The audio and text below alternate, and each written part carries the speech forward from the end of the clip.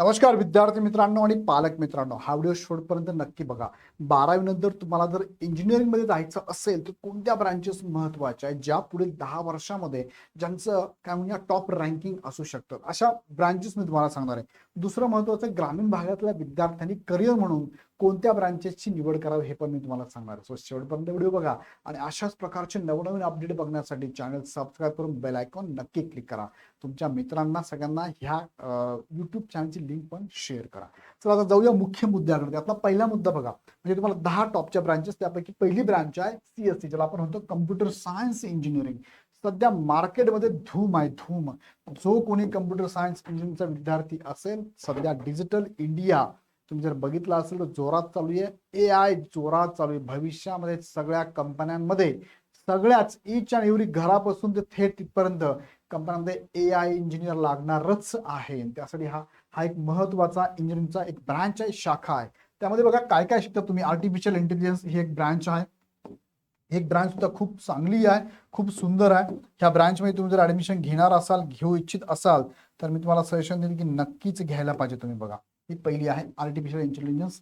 दुसरा आहे machine learning, MI म्हणतो आपण. मशीन लर्निंग ML म्हणतो. डाटा सायन्स आहे, cyber security, cloud computing, software development, हे सगळं इथे ह्या इंजिनच्या कोर्समध्ये तुम्हाला शिकायला मिळणार आहे. बघा, नंतर दुसरा आहे electronics and communication engineering, ECE म्हणतो आपण त्याला. सगळीकडे आता तुम्ही डिजिटल इंडिया बघत असाल तर यामध्ये सेकंडरी रोल कुणाचा महत्वाचा, तो इलेक्ट्रॉनिक्स अँड कम्युनिकेशन इंजिनियरचा आहे, ज्यामध्ये सेमी कंडक्टर इंडस्ट्री असेल, VLSI डिझाईन असेल, एम्बेडेड सिस्टम असेल, त्यानंतर इंटरनेट ऑफ थिंग्स असेल, 5G 6G टेक्नॉलॉजी असेल. आता अपकमिंग पुढच्या पण 7G 8G पण येतील, त्यासाठी हे इंजिनियर लागणार आहे. तिसरी टॉप मोस्ट जी ब्रांच आहे ती आहे इलेक्ट्रिकल इंजिनिअरिंग, इलेक्ट्रिक व्हेकल. आता तुम्ही बघितलं सगळीकडे EV यायला लागले. आम्ही डिझेल पेट्रोलच्या गाड्या वापरतो, ह्या गाड्या काही दिवसांनी आउटडेटेड होतील, EV गाड्या येतील. EV गाड्या भविष्यामध्ये ते पण बदलेल. बघा, त्यानंतर आहे renewable energy, smart grid, battery technology, हे सगळं हा इंजिनियर इथे गरजेचा असणार आहे. Artificial intelligence and data science, ज्याला आपण AIDS म्हणतो. AIDS ची पण खूप जास्त व्हॅकन्सी भविष्यात असणार. बघा, AI इंजिनियर असेल, डेटा सायंटिस्ट असेल, जनरेटिव्ह AI असेल, अनालिटिक्स असेल, हे सगळे इंजिनियर इथे तयार होतात आणि हे भविष्यात फार उपयोगात येणारे आहे. पाचवा आहे रोबोटिक्स अँड ऑटोमेशन. भविष्यामध्ये तुमचे आमचे कामं करायला आता रोबोट सुद्धा येणार आहे. घरात कचरा साफ करायचा आहे, रोबोटला फक्त सेटिंग करायची आहे, त्याला इन्स्ट्रक्शन द्यायचं, तो पूर्ण अगदी तुमच्या कॉट खाली जाऊन सुद्धा पूर्ण कचरा साफ करेल. तुम्हाला झाडू फिरवायची गरज नाही, कचरा राहतो कधी कधी, असं काही होणार नाही. रोबोट पूर्ण घरातला कचरा साफ करणार, बरोबर डस्टबिन मध्ये नेऊन टाकणार. घरात किडे वगैरे झाले तो बरोबर कॅच करणार, सगळ्यांना घेऊन एकत्र आणि बरोबर डस्टबिन टाकणार. त्यासाठी लागणार इथे रोबोटिक्स आणि ॲटोमायझेशन इंजिनियर. इंडस्ट्रियल ॲटोमायझेशन असेल, रोबोटिक्स असेल, ॲटोनॉमस सिस्टम्स. बऱ्याचशा कंपनीमध्ये ॲटो चालतात बरं का, बऱ्याचशा गोष्टी ॲटो चालतात. त्यासाठी पण रोबोट, ते आता वर्कर उभे राहतात, ते रोबोट सुद्धा उभा राहणार आहे.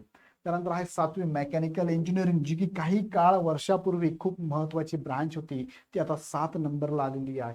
EV industry, aerospace, manufacturing and design engineering. 8 नंबरला एरोस्पेस इंजिनिअरिंग आहे, ज्यामध्ये ड्रोन्स, बघा ड्रोन्स आहे, स्पेस टेक्नॉलॉजी, एव्हिएशन इंडस्ट्री सुद्धा इथे, हा सुद्धा इंजिनियर खूप महत्वाचा असणार आहे.